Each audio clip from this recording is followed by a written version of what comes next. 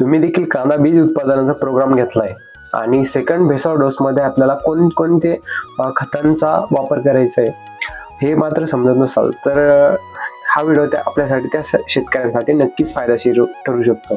कारण की या व्हिडिओमध्ये आपण जे काही कांदा पिकाला आपण जे काही भेसळ डोस सेकंड भेसळ डोस जे टाकीत असतो तर त्याविषयी आपण या व्हिडिओमध्ये चर्चा करणार आहोत. तर चला तर मग जाणून घेऊ आजच्या या व्हिडिओमध्ये सविस्तर माहिती. त्या अगोदर या चॅनल नवीन असाल तर शेतकरी मित्रांनो या चॅनलवरती शेती संबंधित असेच कामाचे व्हिडिओ आपल्याला वेळेत बघायला मिळत असतात. त्यासाठी या चॅनलला सबस्क्राईब मात्र नक्कीच करा आणि हा व्हिडिओ जास्तीत जास्त आपल्या कांदा बीज उत्पादक शेतकऱ्यांबद्दल देखील नक्कीच पोहोचवा, जेणेकरून त्यांचा देखील कुठेतरी फायदा देखील मात्र नक्कीच होऊ शकतो.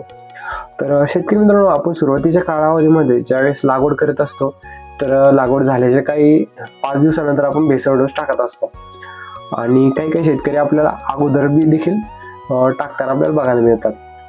तर शेतकरी मित्रांनो, सेकंड डोस केव्हा टाकायचा? सेकंड डोस ज्यावेळेस टाकायचा आपल्याला पहिला डोस टाकल्याच्या नंतर आपल्याला 40 ते 45 दिवसानंतर सेकंड डोस आपल्याला हा टाकायचा आहे.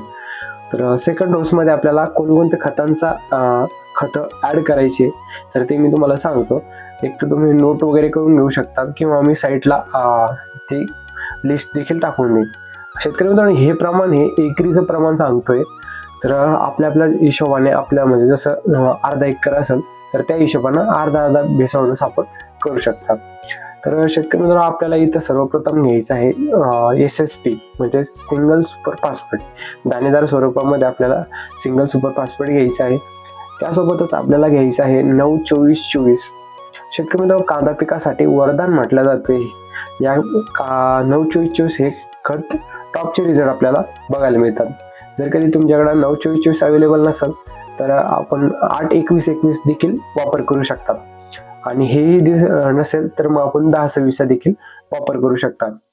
पण शक्यतो शेतकरी मित्रांनो, जास्तीत जास्त प्रयत्न करा की आपल्याला 9-24-24 हे खत भेटेल, कारण की याचे रिझल्ट आपल्याला कांदा पिकामध्ये जबरदस्त आपल्याला बघायला मिळतात.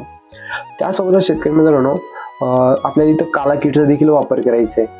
काला किट जे काही मायक्रो न्यूटन आहे आणि आपल्या पिकाला जे काही आपल्या वातावरणापासून जे काही पिवळेपणा आला असेल किंवा जे अन्नद्रव्य पाहिजे असतात ते काला किट आपल्या पिकाला मिळत असतात.